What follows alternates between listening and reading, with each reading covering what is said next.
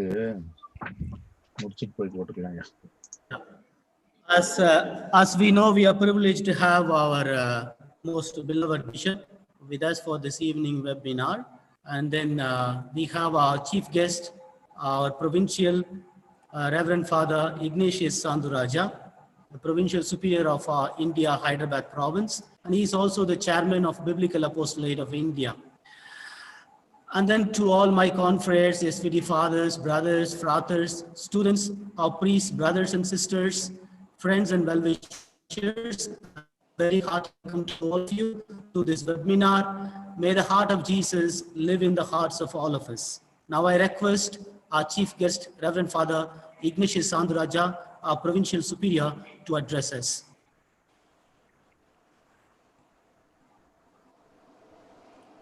Hello. Can you hear me? Father Santu, I can hear you. You can speak.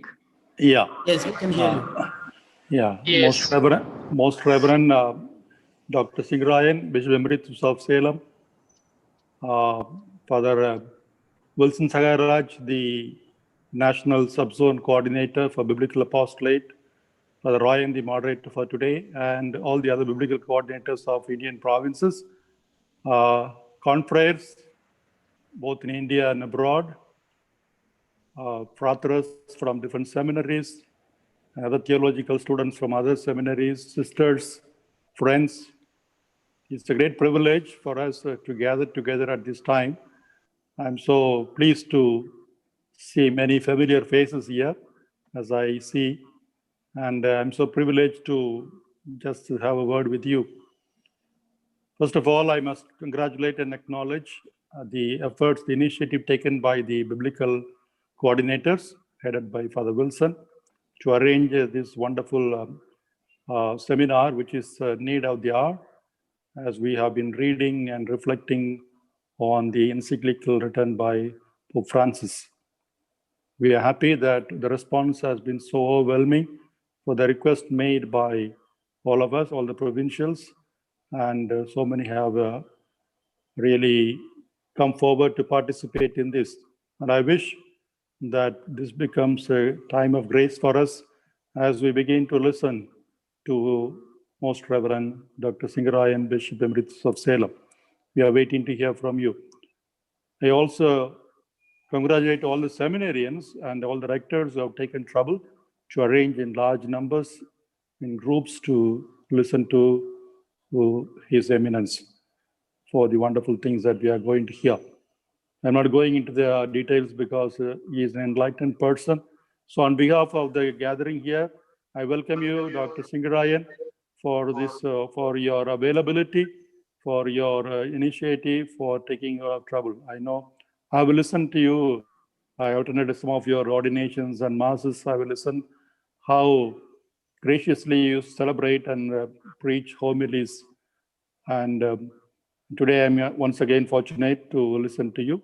So on behalf of all the SPDs present here, the fratres, I welcome you to this August gathering, and I assure that we will listen and it is going to be fruitful for us. Once again, I thank all of you and congratulate for the effort taken, and I welcome Bishop on behalf of all the SPDs present here. Welcome, Bishop. Father Ryan, you can take over. Thank you. Thank you, Father Santu. I begin with you. Good evening to all of you. Dear Reverend Father Santuraja SVD, the Provincial Superior and the Chief Guest of this evening's webinar. Reverend Father Wilson Sagayaraj, the host and the National Biblical Coordinator. Provincial Biblical Coordinators, other distinguished dignitaries, dear fathers, sisters, brothers, and all the students in formation. Fratelli Tutti, the latest encyclical of Pope Francis on fraternity and social friendship, is an apt answer to the world in crisis today. The Supreme Pontiff has read the signs of the times and has come up with a challenging and yet an adequate answer. I am one of those people who was shocked to read in the news some time ago that an Indian bishop resigns to serve village parish.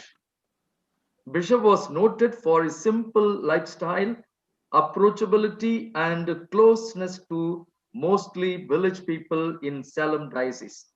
That is none other than the resource person of this evening's national webinar, Bishop Emeritus Most Reverend Dr. S. Singarayan of Salem Diocese. The first and the best picture of His Excellency that I have is that of a bishop on a motorcycle. I was told that His Excellency came to the Bishop's house of Salem on a motorcycle and left the office and went to a village parish as the assistant parish priest on a motorcycle after having served the Diocese of Salem for 19 long years as its shepherd. He was known also for his convictions and special value system. His Excellency has lived his life as an excellent pastor and a holy priest. May I request His Excellency to present before us his reading and interpretation of the second social encyclical of Pope Francis on Fratelli Tutti, on fraternity and social friendship. You are most welcome, Your Excellency, to begin your presentation. Good evening, everybody. I'm happy to be with you this evening in the midst of his very learned and august gathering of the SVDs all over India and also from abroad. Are you able to hear me? The volume is all right? Yes, Your Excellency. Okay, we straight away go into the matter. First of all, thank you very much, Father, for the nice words that you have said about me by way of introducing. If all of them or some of them may be true, I thank God for it. And I also thank everyone who made it that way. So now, what's going to be the purpose of this evening? It's more than a study, that is, or less than a study. Simply introduce the document to different types of people like priests like you and the seminarians and others. So my presentation will not be a very erudite intellectual, but a little bit of pastoral reading or pastoral reflection of what Pope Francis is going to say. Okay, we'll introduce the document. It's called Fratelli Tutti. Many of you will know the Italian Fratelli, brothers, which in inclusive language also includes sisters. So we can now read it as brothers and sisters. And who are the brothers and sisters? All, and that all doesn't only indicate human persons, but also indicates nature, creation as a whole, which is always the very favorite concept and belief of Francis of Assisi. By the point one, how this encyclical came into existence or Pope Francis was inspired for it. First of all, you know, present Holy Father Pope Francis is a Franciscan Pope. Not that he belongs to the Franciscan order, he belongs to a Jesuit, but at the same time, in the heart of heart, he is a Franciscan. And we know the story when all the cardinals were in the conclave to elect a new pope, then the lot fell on Bergoglio. And when he was just getting up after his name was announced, the cardinal next to him pulled his cassock and said, "Hey, now you are going to be the Holy Father. Don't forget the poor." And he replied, that's going to be my first concern. Then he went and then very significantly chose the name of Saint Francis of Assisi. Over 2000 years, we don't have Francis, and especially after Francis of Assisi, also no one has taken that name. But Bergoglio dared to take it with that single inspiration with which he was working all along in his Argentina and also back now in Rome. Dear friends, he is taking the name of Francis of Assisi. For me, in the last few years of his pontificate, I look at it this way. You know, Francis of Assisi was first converted or inspired or invited to religious life by these beautiful words in the small chapel, almost dilapidated, "Repair my house." And that gave the impetus to him to repair, first of all, that little chapel. Then it said, that's not enough. You have to repair the whole church. And that's how he founded a congregation and he continued his ministry. Now, taking the inspiration from this Francis of Assisi, you know what the present Pope is doing. First of all, repairing the church at its highest level. Reforms in Vatican administration, reform in Vatican financial administrations, and reforms also in the life and ministry of clergy, who are the very important ministers of the church. Therefore, a single word like repair, or call it reform. Now, in the same tone of reform, his encyclicals and other apostolic exhortations, which followed certain Synod of Bishops, had one single theme: reforming the church, reforming our ministries.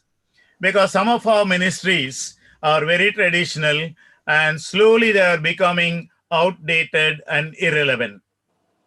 And there are very many areas where our ministry of the church has not yet been effective or even touched upon. And Present Holy Father is very much aware. We are still running within ourselves, not crossing the borders and not opening our eyes and our views to the whole world. And therefore, his very first choice of choosing the title, Fratelli Tutti, all are brothers, not restricted to religion, not restricted to communities, not restricted to languages, and not restricted to races. I say these few things looks normal, the list that we normally exhaust by repeating quite fast. But for the Pope, each one of them is very, very important, because these factors like language, etc., they are the dividing factors of today's society, be it religious or be it civil or be it commercial or the world at large. Therefore, something which really the Pope was always wanting and thinking and very much expressing in this encyclical Fratelli Tutti is one world. He uses the word visualize or dream of one world where everybody is brother to the other, which is quite opposite of the world philosophy, which we know from immemorial times. You know, we have the philosophers of the Enlightenment period where they said, homo homini lupus. One man is the wolf of the other, which means people cannot go together, people cannot work together, people cannot live together. And based on that, we have created division in the society based on 1,001 factors like language, race, clan, community, whatnot. And now the Pope says a time has come that these blocks, these boundaries have to be removed somehow, and we have to become one brotherhood. We have to dream of a world where everybody is brother and everyone is a sister. This is more or less the vision the Pope wants to. And this third encyclical, Fratelli Tutti, is well in sequence with these two prior encyclicals. Number one, Lumen Fidei of 2013, which in fact Pope Benedict prepared, they say, and Pope Francis published it with his own additions and changes. But he lays a great foundation on faith in God. It is on faith that one community or one human family or one brotherhood can be built up, not with any other foundation like races or nations or languages. All of them are divisive. One thing that unites us all is our faith. It is on that faith this human brotherhood can be built, if it's going to be built at all. The second one that followed is the Laudato Si, which we all of us know, which invited us all to reflect on the concern for our common home, concern for our nature. And there again, a lot of Franciscanisms is there, like concern of nature of Saint Francis of Assisi. Inspired by that, then he takes the matter into the international levels, not merely at a pious level of a good meditation or a good walk in the evening in your garden, but taking the matter to the international levels and see whether the whole international community will come together to save the earth, which is our common home for everybody. Therefore, there is on one side common concern for creation and common concern for everybody, so that everyone on earth has a place to live and a rightful place where he says, this is my home. So therefore, the thought of Pope Francis has been continuous without in any way deviating into different things. Maybe for those who are little new, what is an encyclical? Encyclical is different from instruction. Encyclical is different from, sometimes the Pope, they give the motu proprio. Encyclical is theological. It is, so to say, doctrinal, the official, voluntary teaching of a Holy Father on a material that he chooses by himself. The present encyclical, in its Vatican edition, has about 200 pages, and the Pope, right in the beginning and also 3 times in the volume, speaks or emphatically says that I am writing this not only to the Christians, but I am addressing this matter to all men and women of today, beyond all barriers of religion, national, and culture. So therefore, it is an encyclical addressed to all people, not only people of goodwill, as we say normally, but it is people, all people, and everybody who lives on earth has to reach this message and respond to it. Therefore, what exactly is the matter? The matter is Pope Francis calls for a love, a brotherly, sisterly love that transcends the barriers of geography, the barriers of distance, and declares blessed all those who love their brothers. And he is quoting Francis, as much when he is far away as when he is near. Our normal understanding is when somebody is here, it's very easy for us to say, I love you, and also manifest that love in words and deeds. Whereas when people are far away, then it's not so.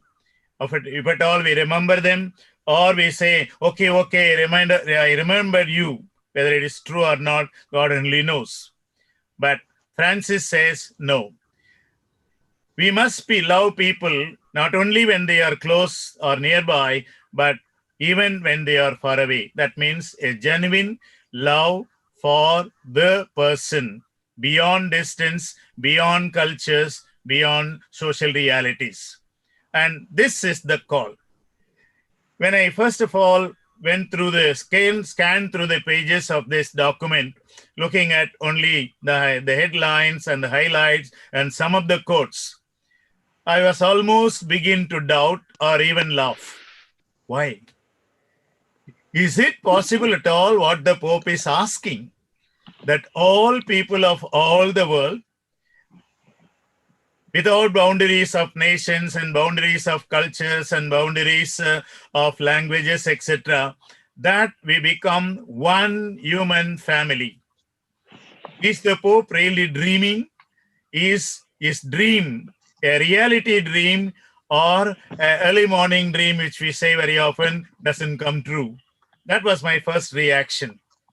Then when I went through the page, again the text slowly and little bit meditatively, I really dare to appreciate and commend Pope Francis, a man of great courage.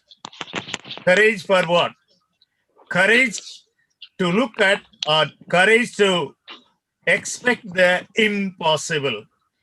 You know, today we are living in a world where the barriers that divide the people are much stronger. So many wars and so many divisions, so many separations based on so many things, so many realities. And Francis says, yes, they are strong, but our human will, with God's grace, is more powerful to shackle those borders and make one human family. And that seems to be growing as he goes through the pages of the encyclical. Therefore, it's a kind of journey I felt as I went through the text, beginning with a lot of suspicion, whether what the Pope is saying will be true, is it all possible, or it is only a kind of dream. But if we really commit ourselves to follow and to practice and to execute what the Holy Father is saying, I think there will be a revolution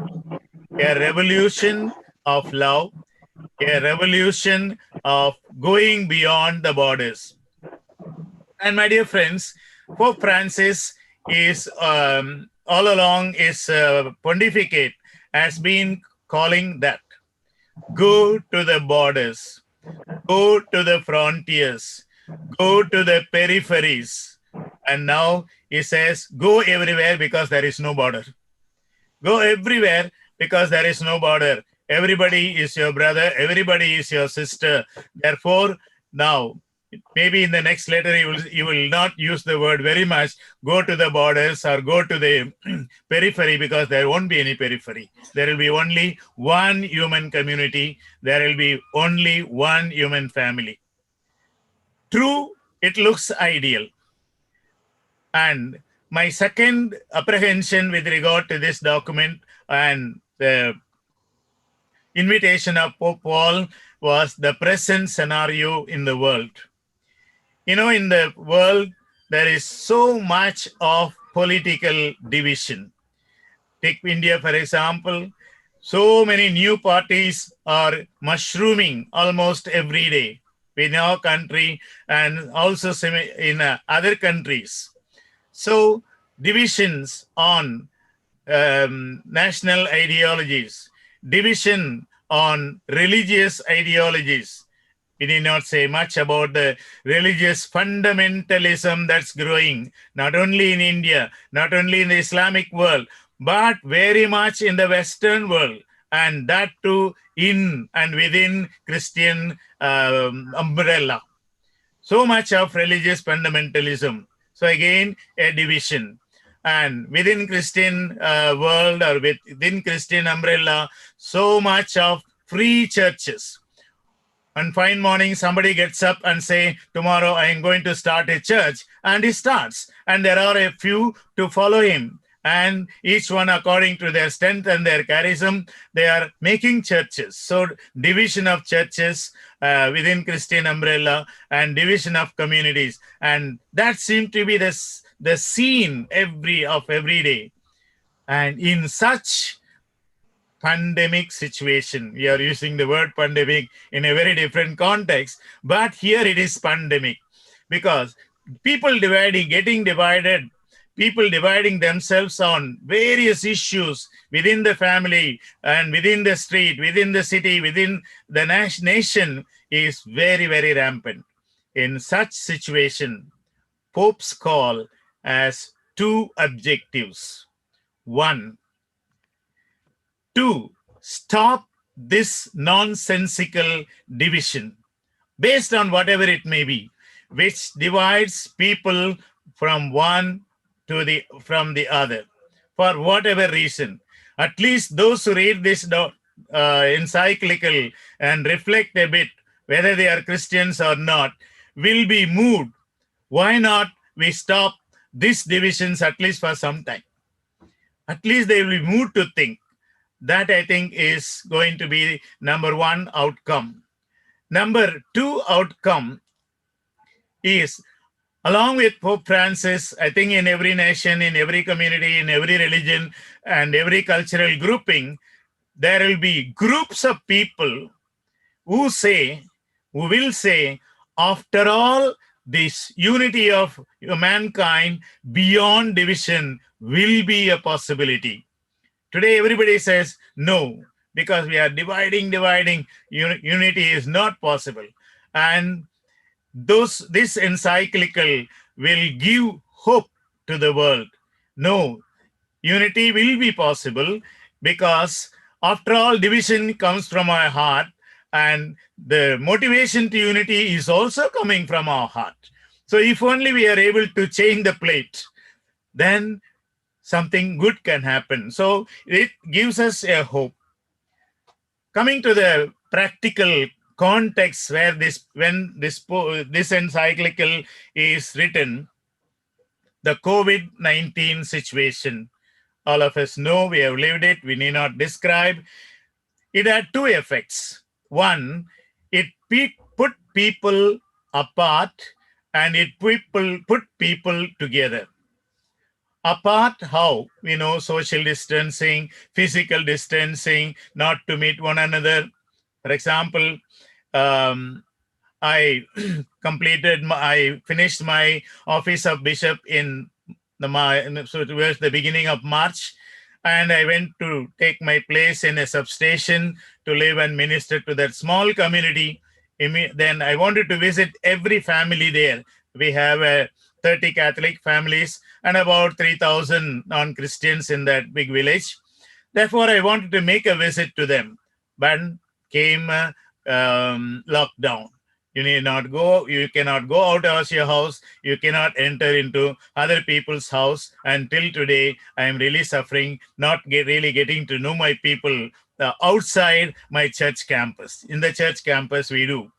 So therefore, the context is we were put apart by law or by need. Secondly, we are put together. We are put together in what? How do we fight this COVID-19? What is the medicine?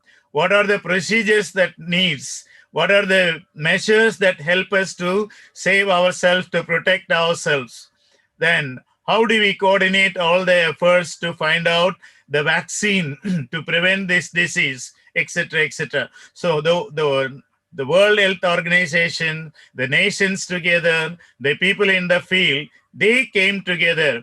If not physically like this in webinars and online, they put their head together to find out how we can help one another to save the world from this deadly virus. So we came together at the same time, we were separated. This is the context. Now, the Pope says, this COVID situation, in spite of hyper connectivity, as we are now doing with the net and all that, he says, we witnessed a fragmentation. We witnessed a fragmentation. That means each country trying to do it its own way. They won't share their findings with another one. One country will develop a medicine and they will not share it with another one. And within the same country, the different procedures and efforts to save people from this pandemic, COVID-19, it was again fragmentation of people. Not having a kind of common concern or a common good, each one thinking about his nation, his country, his town, his street, etc. And Pope says, this COVID-19 situation necessitated me to venture into this, or to launch into this new venture of bringing people together. So that is exactly the context where. So there is so much of division, but the Pope says, if you and me, individually, collectively, if we really work at it and really want it, we can build one human family. That is the view of the Pope, and that is the wish of the Pope. Now, behind this encyclical, there are two great historical instances or historical events, which the Pope himself is speaking in the document. Number one is the effort of Saint Francis in his own days in trying to stop the Crusade War. All of us have studied, we know, and in the Middle Ages, these crusades, Christians trying to win over the holy places in Palestine, and Muslims having control over them, and there was an endless fight. And all the European countries, they came together, put their resources, and there was all the Islamic world was also fighting. Now, in that context, single man, Saint Francis of Assisi, he approached the cardinal. If you allow me, I'll make a small individual effort. A small individual effort, what? To go and meet the great Islamic leader in Egypt. Everybody laughed, including the cardinal. He said, what are you talking about? Finally, he gave him permission. Okay, if some good can come from somewhere, even from this little brother, Francis, let us, why not?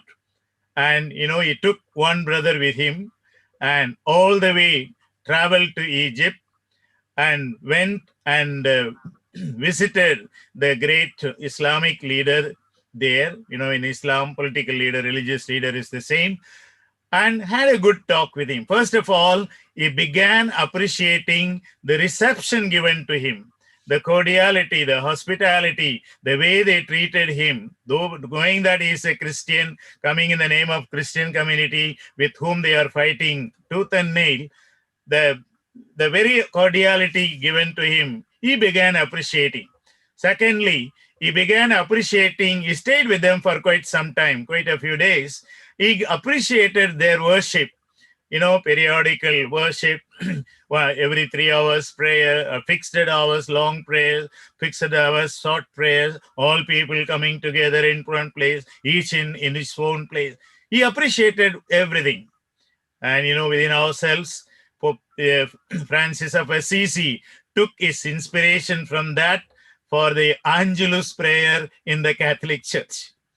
From then came 3 times saying Angelus a day is an inspiration he has taken from his visit to Egypt. In that way, he had talks with a great person there, and the result is crusade wars stopped. Single man's effort, which the representatives of the nations, different countries could not achieve, which warring soldiers and warring generals could not achieve. A single man convinced the Caliph that we will share, we will make use of the holy places, then we will work out the working arrangements. And war was stopped.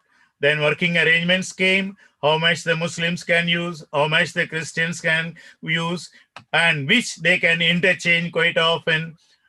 All those beautiful things happen when we don't go into the history much. My dear friends, a single man's single effort brought about the stop of a world war, almost, the Crusades, which is the biggest war of those ages. And Pope Francis is very much inspired by that. If one single Francis of Assisi can achieve, and not only a simple thing, he achieved a great political act of stopping a big war, then if you and me try, why not today we also achieve something to bring all people together, to bring peace in the world, to bring unity among the human and build up a fraternity among brothers and sisters in the world today, beyond or almost taking away the walls and the barriers. The second incident, which is very recent, some years ago, Pope went to Abu Dhabi, and there he met the great Imam, and there they signed together a document for human brotherhood. And the signing of this document is once again a source of encouragement. That means the great leader of the Islamic or Arabic world and a great leader of the Catholic Church together committing themselves for creating human brotherhood and signing a great document which is binding for that. So therefore, the Pope says, inspired by these great achievements, he says we can do something. If here one, there one can happen, why not everywhere? Why not in every place? So with this, the documents begin. First, I would like to give you a panorama of the document. What is there if you want to pick up certain topic or certain concern? Where do you go? First of all, the chapter 1 speaks about the present scenario, and the Pope titles it as Dark Clouds Over a Closed World. Dark clouds, and he goes on describing, if time permits, we'll go also. And in second chapter, in this great scenario, is there a way out? Because as we describe the present scenario in politically, economically, socially, and also the religious fundamentalism, etc., one is really getting a terrible headache. Oh, hereafter, nowhere to go, finished all. That's the impression we get. But the Pope says, is there a way out? And he says, yes. And the way out he finds in the story of the Good Samaritan. And he titles that chapter 2 as A Stranger on the Road. A Stranger on the Road. And Pope very beautifully explains, or rather, he reads through that little story of the Good Samaritan as a way out for unity of brotherhood in. Maybe as a conclusion, I just put up, what does he say?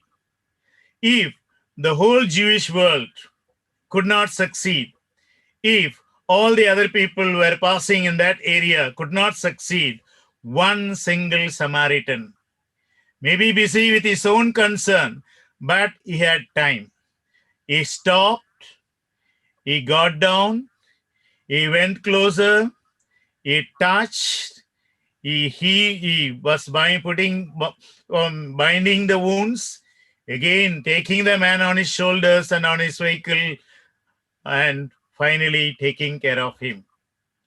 And every verb in that little 2 verses of the Bible are very important, and they are guidelines for us working towards the unity of humanity. And again, Pope concludes, if that one man can show us there is a possibility of a new culture, a possibility of a culture that goes beyond races, beyond communities, then why not everyone try the same? And if everyone tries the same, then definitely there will be Fratelli Tutti. Each one will be a brother, sister to another one. Therefore, closing that story and moving on to the third chapter, the Pope says, envisaging and engendering an open world. Again, a very important word, open world. Now we are living in closed worlds. To move from one place to the other, you need passes, you need visas. When within the country, you need IDs, whatnot.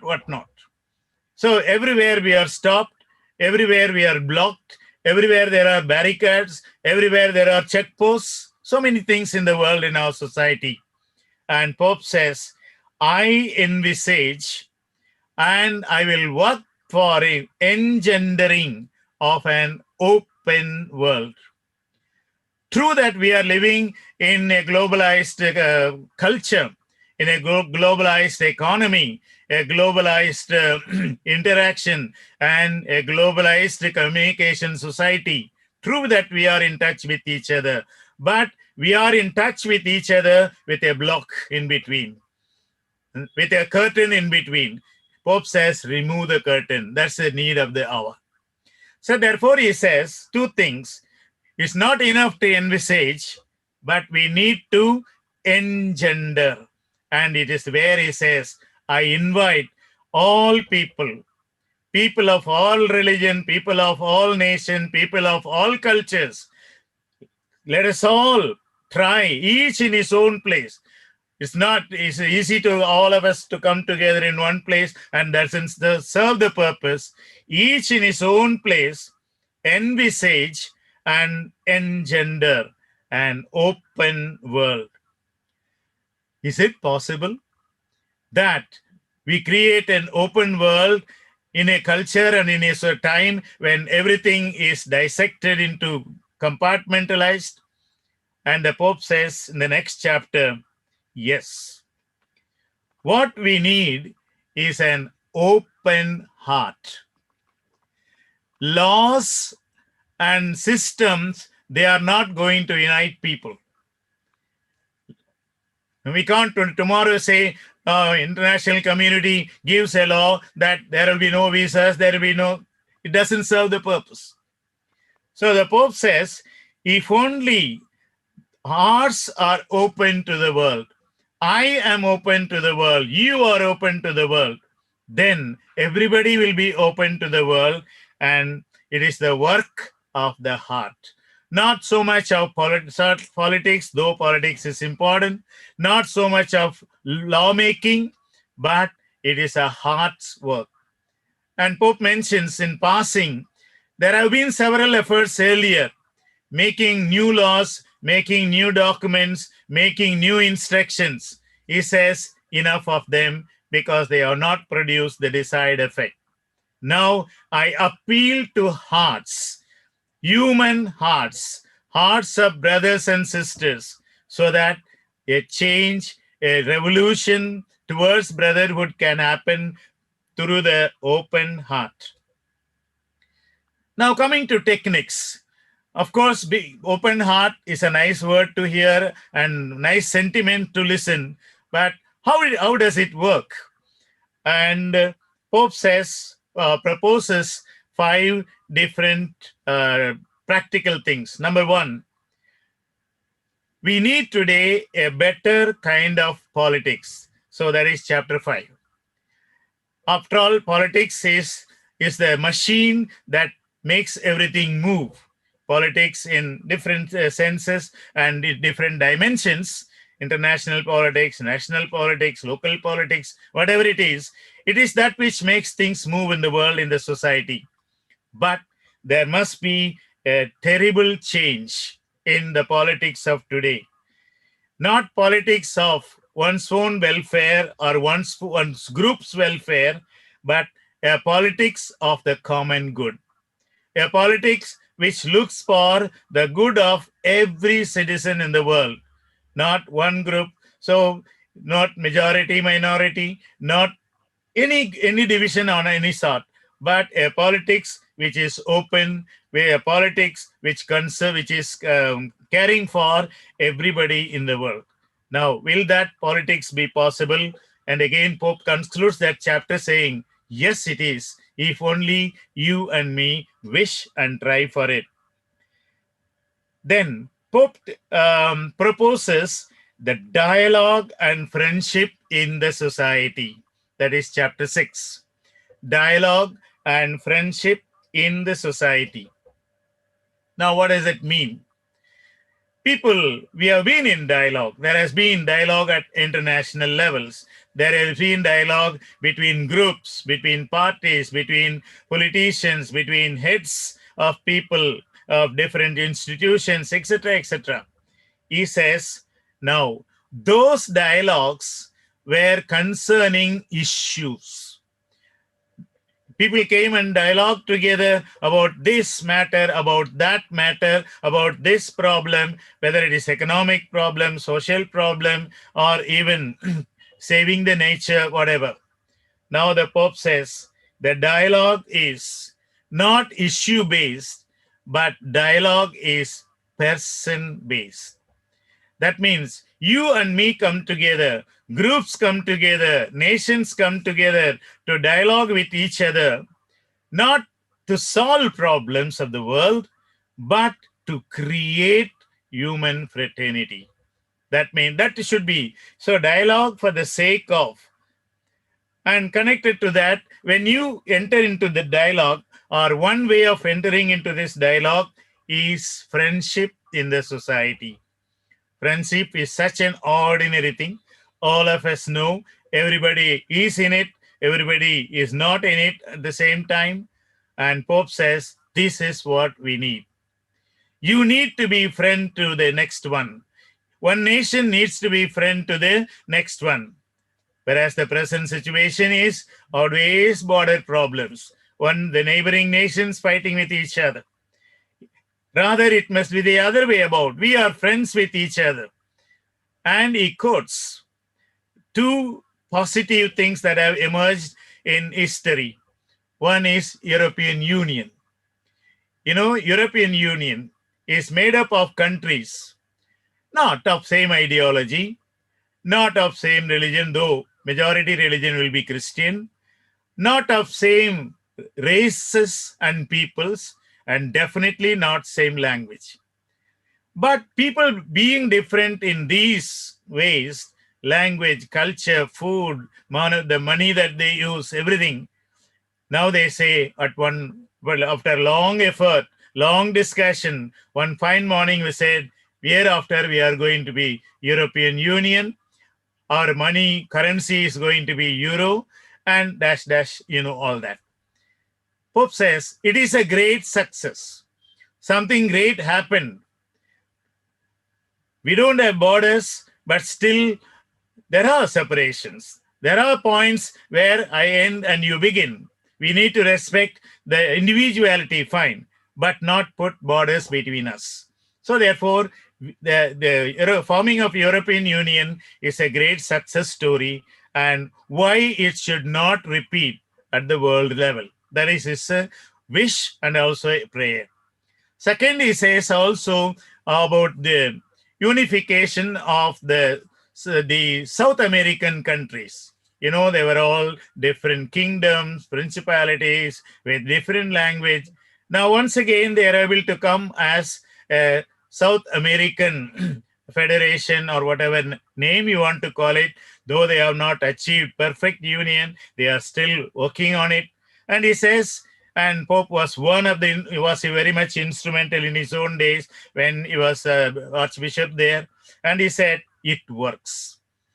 So it works. That is his conviction with this present example. Therefore, based on what? Based on dialogue and friendship.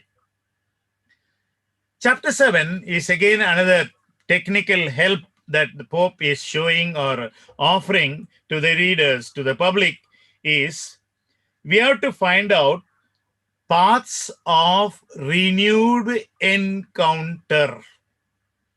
The word encounter in the context of law and police, it is shooting the next one, encounter death. Now, word encounter has a very positive meaning too. I encounter you. I meet you. I look into your eyes. I look into your face, and we can encounter with each other. And we have to find out new way of. Today it is, of course, with net and WhatsApp, etc., etc. We say hi, hi, and you are there far away, 500 kilometers. I am here. Still, we are together. And the Pope said that doesn't work. Though it is can be a great help, what we need is personal encounter of peoples. He says, beginning with the family, then with the next families, with the next streets, with the next city, with the next nation. He says it will work. If people close themselves, shut themselves the other, then again division will go. So open the doors for encountering. And we have to find out. That means people coming together. One or two examples he quotes, and I can add also. For example, in a country like India, we have occasions like Diwali. In South India, it is Pongal. And in each area, it is. Now, why not people of all religions? Why not people living in that area come together, look at each other, talk to each other, enjoy a meal together, or celebrate together, dance together, whatever. If we create more and more of these people coming and socializing, meeting each other, encountering each other, like a virus, slowly it will go and it will go. There is no one instant shot by which you bring the humanity, fraternity, and human brotherhood. No, it's like a virus, positive virus. Begins from one family, moves on to the next. And there he quotes the Good Samaritan. And there he says, a man on the street. And what happened? That one man, encountering that man was fallen down on the road. There, one encounter began, and lot of things happened. Therefore, each one in your own place, find out, create new ways of, new occasions of encountering people. And the last one, he says, I am a religious head, and as a religious head and as a religion together, not only Christianity, also different religions of the world, what are they at the service of? You know, very often we say the important work of religion is worship, preparing people to worship God, to go to heaven and whatnot. Fine, they are. He says, no. The important work of religion is to create fraternity among the people. You know, the very word religion, relegare, make people to come together, tie people together. Instead of untying the knot, tie the knot, make people to come together. Of course, we are doing it in the context of a common worship, common gatherings, common prayer, etc. But that's not enough. Your religion is not only for your worship, but the religion is there to serve. What service? Immediately we think of social service, educational service, health service. Fine, they are all needed. In them and through them, and apart from them also, a service of fraternity. Maybe, my dear fathers, now listening and reflecting on this, very often as religious communities, as dioceses too, we are very much satisfied if my school is going on well, my hospital is going on well, my social service center is doing well, my retreat center is doing well, therefore my province is doing well, my diocese is doing well. Fine, well, but it is in the well. We need to come out. We need to come out of the pit. We need to come out of that little place where everything is safe for us. That's why Pope Francis, from the beginning, he says, now go into the periphery. We are so safe in the center, in the middle. Now move out. Because life realities are at the periphery. Life realities are a little far away. Therefore, move out. And now with one idea of creating fraternity. You know, at one time when there were no schools, all of us, religious and dioceses, we went into building schools and starting education. At one time, healthcare was needed, everybody went into it. Now, I think Pope says that need of the hour is to create fraternity among people, not only Christians, but among people of your area, your village, your city, your town, your nation. And religion, with its expertise, both on principles, our trainings, and our capacity, and our individual formation, can offer a great service to create fraternity in the world among peoples. And with this great hope that fraternity will be created with the help of different people, individuals, and with others, the Pope concludes the document saying, I envisage and that I will work and with my effort will engender a society where all will be brothers and sisters together. This is more or less the overall view of the document. Maybe we can take a little break or so, and we go to one area which is very much ours. A little more on chapter 2, and we'll see what we can do about it. To the organizers for a short break.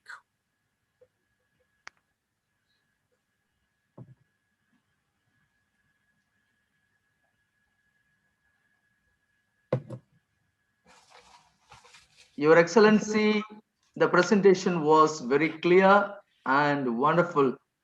I read that you hold a doctorate in theology and 5 masters in 5 different disciplines and 5 diplomas. And that can be seen in your, or the way you presented. You brought in philosophy, you brought in a lot of humanity, and you brought in a lot of practical points in all that you spoke. Especially the very preparation for the document was something I really admired, the way you presented. And the poor will be my first concern. And from there, the reforms at the level of Vatican, at the level of the church, and also, and more importantly, at the level of ministries. This is something very relevant and very beautiful as students in formation, religious sisters, brothers, and priests, that our ministries are getting outdated, irrelevant, and also ineffective. Maybe with your kind permission, I will also add there are many neglected ministries in the church today. Unvisited, you call it that way, no? Unvisited areas. Yeah, exactly. You said it. Yes, Your Excellency, you said it. I like this expression, and therefore I brought it. And also you gave us the background from Lumen Fidei to Laudato Si and how Pope arrived at this. That is something very praiseworthy. And then you gave us the panorama of the present document one by one, very systematically. You connected every chapter wonderfully well. That is something very amazing.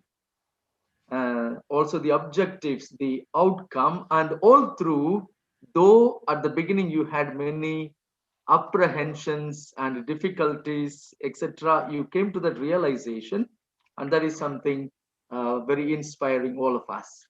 And I do not see any questions on the chat box, and therefore I could invite someone if he has or she has a question to pose.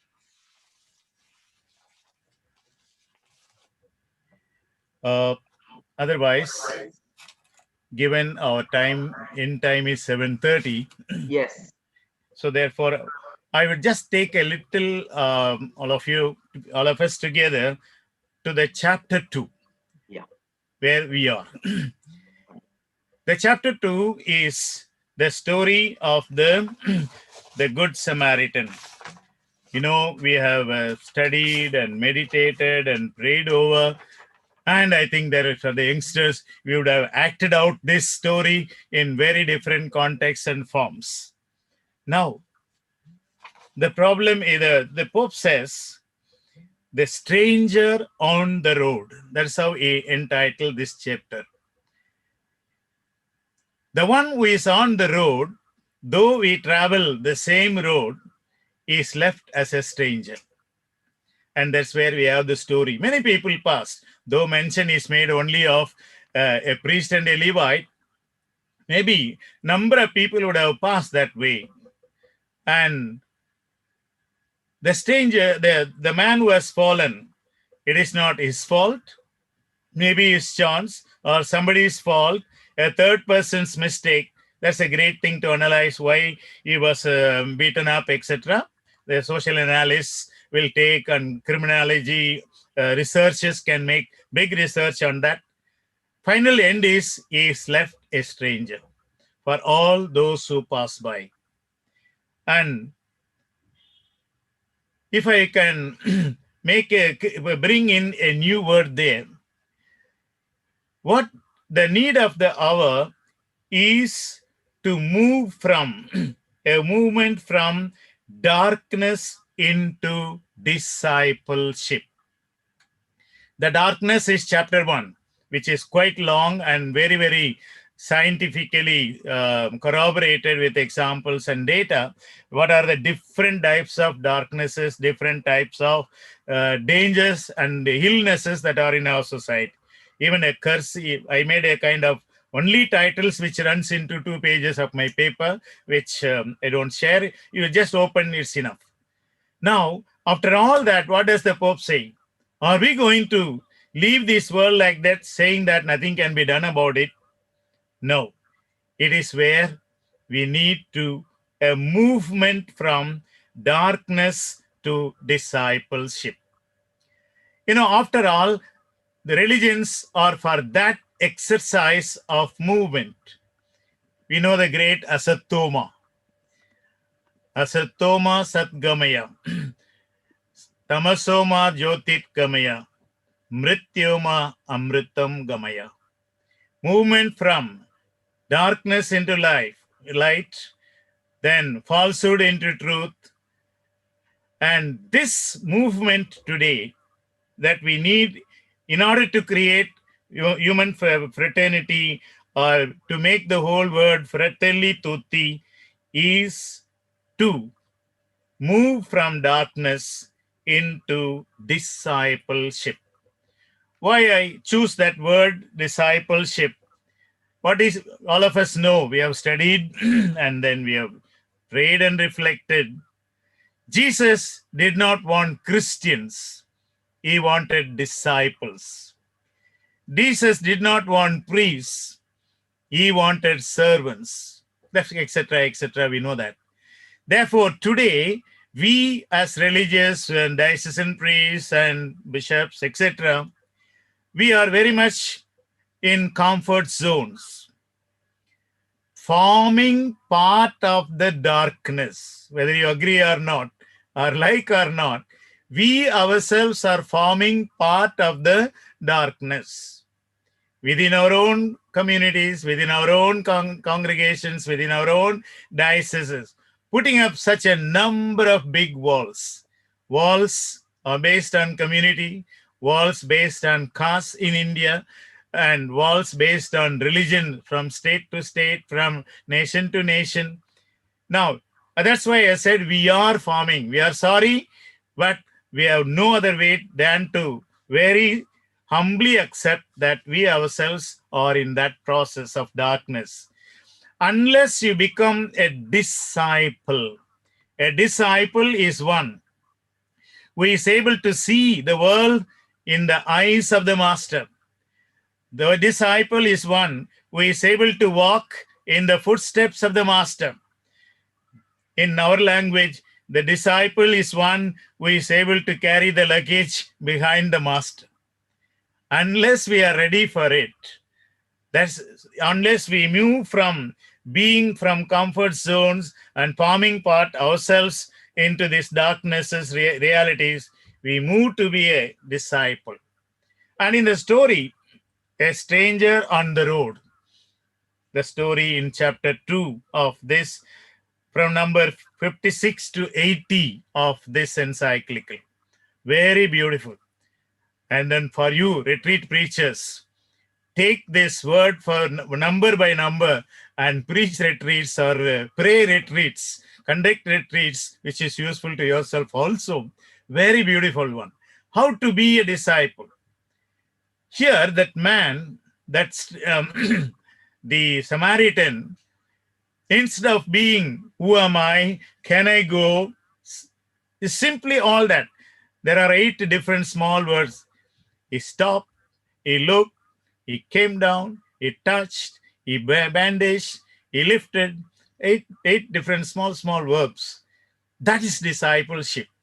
Stopping, entering into the reality which is in front of us, embracing that one, trying to do what is possible.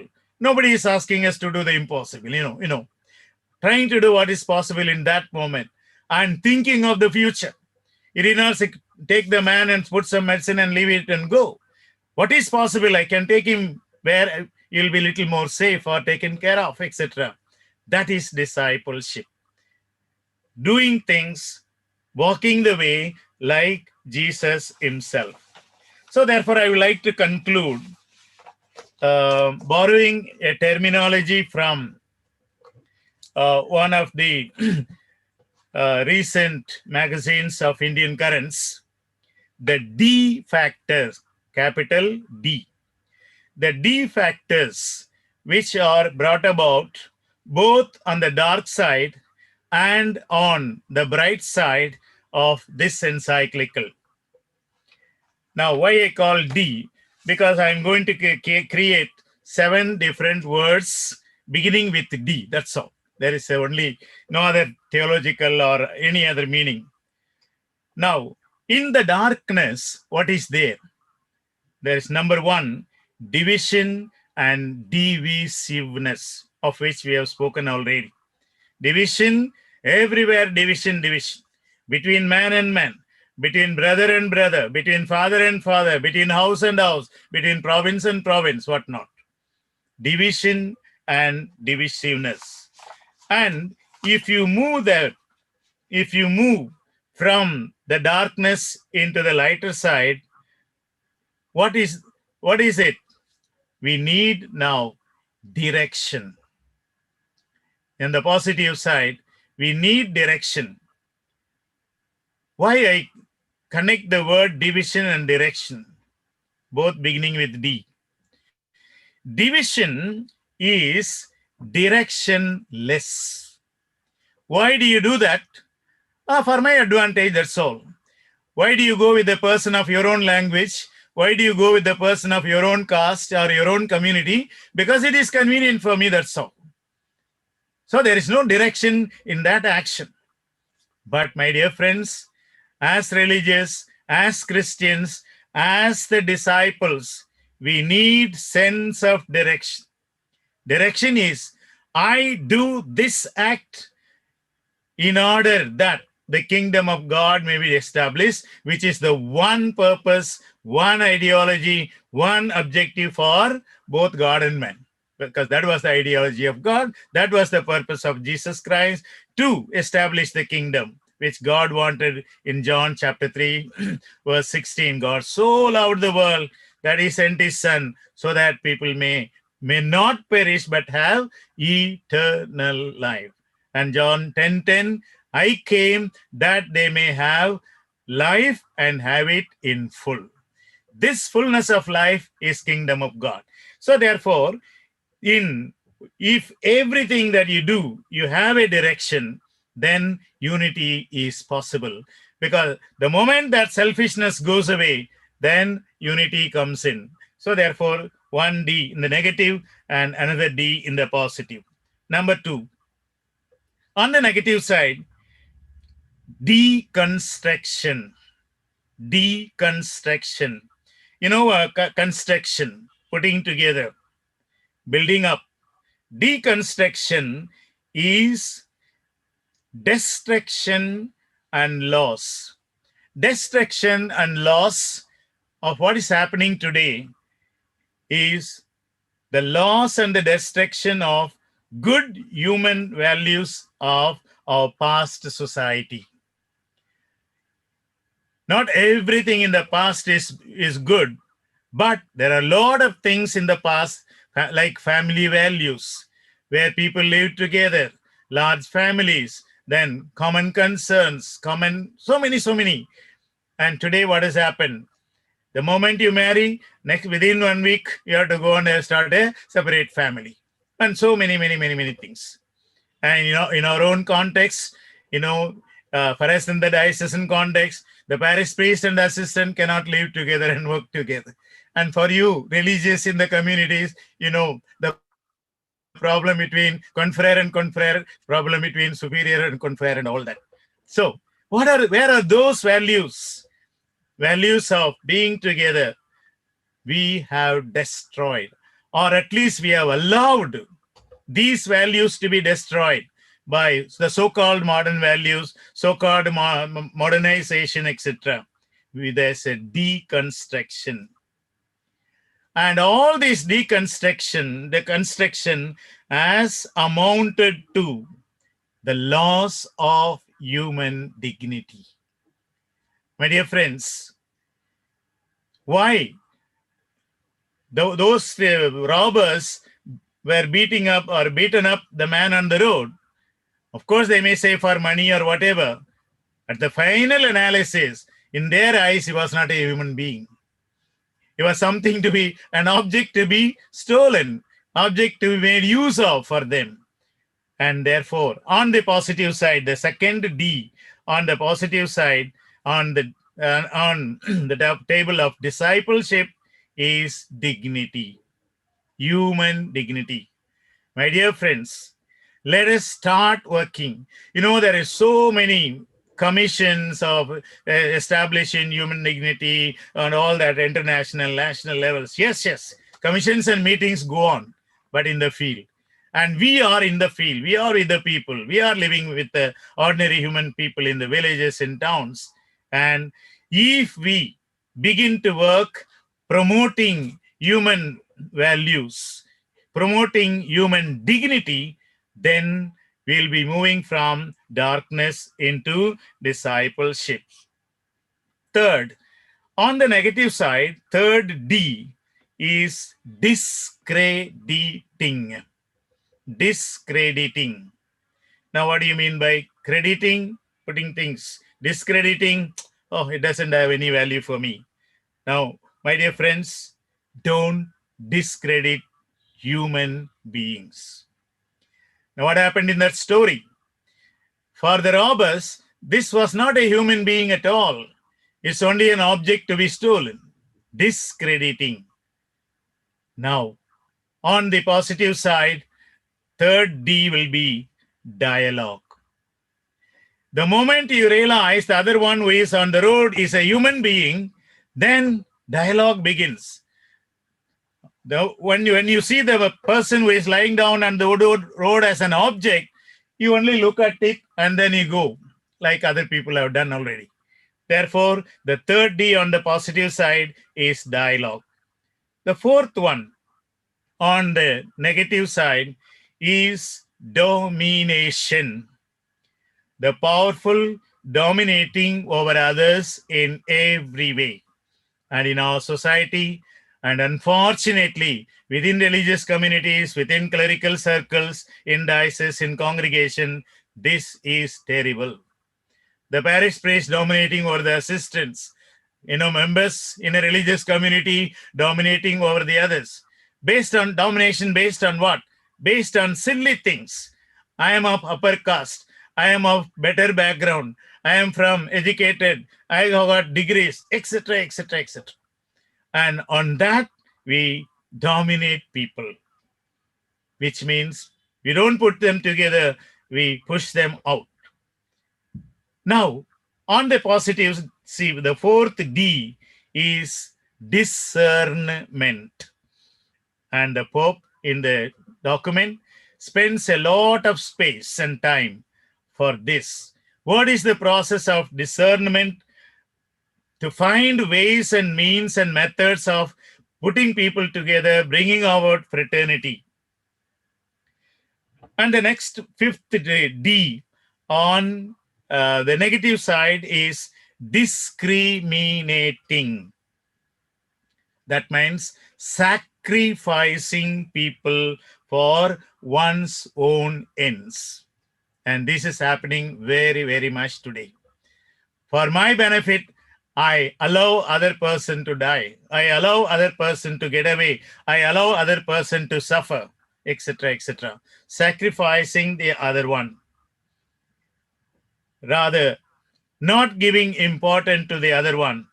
I want to dominate. Therefore, I discriminate. You are this community, you are this caste, you are this language, you are this, that. Now, if you move from there to disciple, it's democracy. I am using that word because of the D, but what we want to say is not democracy in the technical sense, but in its real meaning. People together deciding for what is good for them. You know, in our life, especially in our church circles, very often, I decide for you. That's domination. That's discrimination. But what we need is, come on, let us see what is good for us all. Therefore, we decide together after praying or any process of discernment, etc. Again, two more Ds. The sixth D on the negative side is discarding. That means not only not minding the other, it is the refusal of the other. It is the refusal, total refusal of the other. And the Pope gives a lot of examples. Migrants, for example. They come from one place and somehow they enter the borders and this country says, no, get out. We don't want you. Same thing for unborn babies. Then, no, you abort them. We don't want them. Same thing for terminally ill people and older people, handicapped people. We don't want you. There is no use because of you for the society. Better no. On the positive side, deeds, bracket, good and humanitarian. Good and humanitarian deeds. Enough talking, my dear fathers, enough talking. We have conducted so many seminars and meetings and talking. I don't say that you should not learn, study, do that, but start doing. Start doing things in favor, which is in favor of human beings. Maybe a very small deed, but more deeds than talking. And the last D on the negative side is death. Loss of human life. You know, earlier, when I was still a small boy, if there is somebody died in a village, a whole village will come there. What's happened? What's happened? Today, somebody says somebody is dead there. Okay, let him die, I go. Because I have no time. No, it's not going to be. So therefore, the last D on the positive side, doors open. And I conclude, will the SVDs gathered here today will have the following 7 things that I am going to tell you. Are you ready to have a open heart? Number 1. Number 2, are you ready to have an open house? You know, our religious houses are always closed doors behind doors. Main door locks, then front door lock, then the house door lock. I am challenging you, and not the Pope challenges you through this document. Open house. Third, are you ready for an open nation where anybody can come in, anybody can go out? Is it possible? looks like laughing, but it is possible for the Pope. And that is our ideology. Next one, open churches. Open. My church is open to all. Anybody can come in. And that means because enough are the times that we wait for the people to come in. Now today the church is, we go out. That means I go out not only to the Christians, not only to this this rite or that rite or whatever. I go to all. I go to this, I go to that, I go to wherever I see people. Open church. Next. Are you ready to have open religious, I said earlier, house, meaning the door and the building. Now, open religious communities.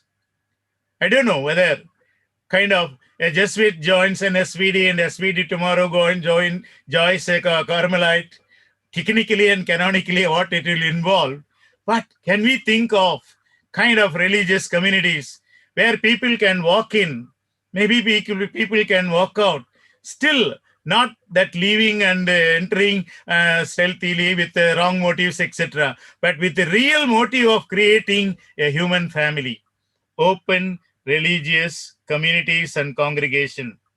And last question, open institutions. Again, like religious communities or our diocesan presbyteries, our institutions are closed. Closed for many reasons. Of course, we will say, no, we are open for anybody to come. But nobody will be allowed to come in. That's the problem. The principal will sit in the office. Okay, I'm ready to admit anybody who comes into my school. But all of them will be filtered 1 kilometer away from the school office. No, you cannot, you poor people, you cannot enter here. Father will not see you, so better you go out. Happens, you and I know about it. So open religious. So I conclude saying, repeating the last one, the 7 Ds. On the negative side, divisiveness, deconstruction, discrediting other people, dominating others, discriminating, sacrificing people, discarding, refusal of people, death. Here, Pope speaks in this document about death penalty and is totally against it. Whatever may be the crime, death is not an answer. So he said, death penalty, the world community should give it up. On the positive side, the D's are direction, dignity, dialogue, discernment, democracy, deeds, not words only, and doors open. That's where I gave you the other 7. Open heart, open house, open country, open church, open religious communities, and open institutions. It all looks very, very ideal, but it is ideals that become real. If you don't have an ideal, you are dispersed everywhere. So keep the ideal which Fratelli Tutti places before us. Start walking slowly, and in one's lifetime, you can at least 10% success. And each one achieves 10%, we can go in for lakhs and millions of % success, which the Pope wants through these documents. Thank you very much for being with me. God bless you. Wonderful, Your Excellency. The practical application was fantastic. Yeah, and the challenges you have given us, the SVDs, and I would like to inform you, Your Excellency, that there are many sisters and Jesuits who have also listened to you this evening, and I'm sure they too would take it to their heart, all these challenges. There is one question. Yes. That question goes like this: what would be the response of the Muslims in India and perhaps also all the fundamentalists to this document? My immediate answer is we did not have yet written responses much from the people of other religions, except the heads of the different religions, including Muslims and including the the head of the Jewish church and so on. They have welcomed it, because after all, any sensible person will be always for unity. Now, you know that. So therefore, at the level of the heads and at the level of the people who are responsible, they have responded positively. Maybe if I could go a little more into the response side, I'll be able to, and you can do it also through net and other things. But for the moment, no one has decried this document. Everybody has said, but many have said it looks little ideal. Will it be possible? For me also, I said, when I went through the first time, hey, will it be possible? Is the Pope crazy by asking us? But finally, at the end of the book, I said, what else the Pope can tell us? What else the Pope can ask the world than this? After all, he is a leader not only for Christians, but it is a leader for the world. Therefore, he can only tell people, let's come to be together as brothers. And in that level, many people, especially political leaders, also responded. This is a very good move, so that where a world human community, of course, they speak of United UNO and other organizations. We have to strengthen them more and more, so that we structurally also we become more united, more brotherly. And also in the document, Pope says this United Nations organization should not be just for the sake of a kind of fun and function, conducting some functions and all that. Very, very, very often they are made fun of it, fool about it. It's all happening. He said, no, it must be serious. And the world leaders have accepted it in that way. And maybe it is too early to see how sharp negative comments coming. Yeah. Thank you, Your Excellency.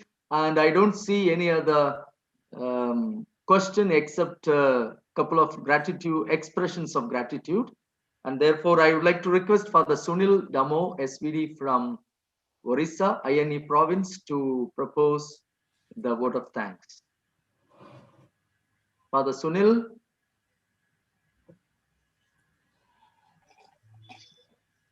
Hello, you can hear me? Yes. Great communication man. Come on.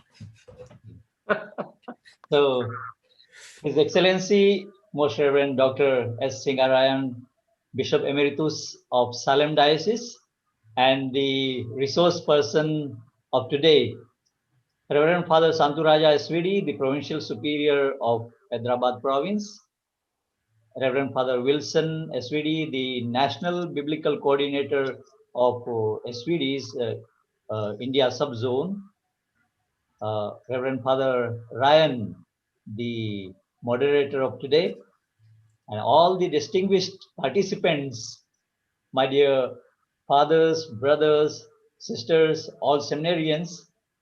It has been really an hour of enlightenment for all of us today. We really feel it, that we all are enlightened. And Most Reverend Dr. S. Singarayan has given us very practical and precise insights with regard to this document, this encyclical Fratelli Tutti by our Holy Father. His Excellency has very well spelled out the spirit of the document, that we all can become one humanity, we all can become one nation, because there have been examples from which our Pope was inspired to write this encyclical. It has been a wonderful evening for all of us. We all realize it, and we all are convinced of it. On behalf of the organizing team and all the SVD fathers in India and all the participants from various congregations and seminaries present here, I would like to express my deep felt gratitude to Most Reverend Bishop Singarayan for his availability and very valuable insights to all of us this evening. I'm sure this has enriched us, and this will be put into practice in our ministry, wherever we work, in whatever field we work. Secondly, I would like to thank Reverend Father Santu Raja SVD, the Provincial Superior of Hyderabad Province of SVDs, for his consent and approval to organize this webinar, and for being with us and encouraging all of us today here. Thirdly, I would like to thank Father Wilson Sagaraj, the National Biblical Coordinator of SVD's India Subzone, for making all the arrangements for this webinar. He has been very enthusiastic and very so much working to organize this seminar, contacted His Excellency and made all arrangements. So thank you very much, Father Wilson. And I would like to thank Father Ryan SVD, who is the moderator of today, this webinar. You have done very well, conducted this webinar very well. Thank you, Father Ryan. And lastly, I would like to thank each and every one of you, all the participants from various congregations, various seminaries. There have been almost 500 participants participating in this webinar from all over the country. The SVD fathers, other diocesan fathers, and as Father Ryan said, some Jesuit fathers, Holy Spirit sisters, sisters from other congregations, and seminarians from SVD seminaries in Indore, Bhopal, and our seminarians here in Sambalpur, SVDs and diocesan seminaries, seminarians too. Around 60 of them have been participating in the hall organized for them. Hence, from on behalf of all these participants, again, I would like to express my deep felt gratitude to His Excellency, Most Reverend Dr. S. Singarayan, for making this evening possible for us and inspiring all of us. Lastly, once again, I thank each and every one of you. And once again, thank you, thank you, thank you. So thank also from me for being with you, and though not much listening because there was no much of possibility of interaction, but still with your spirit, with your participation. So God bless all of you. And I would like to conclude with a prayer. Okay, Father Wilson? In the name of the Father and the Son and the Holy Spirit. Amen. God our Father, we thank you for this moment of being with us together, sending us your Holy Spirit and guiding this event of learning together what the church says, learning together what the Pope wants for the world and for the church today, learning together what is our duty as religious today. Lord, whatever we have heard and whatever we are going to study deeper into this document, help us to put into practice in the way, first of all, in our personal life, and very much in our religious communities and houses, then in our ministries. Thus, what we are and how do we live becomes a great example, a great force of unity of peoples around us. May Almighty God bless you all in the name of the Father and of the Son and of the Holy Spirit. Amen. God bless all of you. Thank you. Bye-bye. God bless you too, Your Excellency. Thank you. Wonderful. Thank you. Thank Have a you. nice Thank evening. you. Yeah. So thanks to everyone and have a nice evening. Thank you, Wilson. Thank you, Wilson. Great. Thank you. Sunil, Thanks. wonderful. Good word of thanks. Yeah.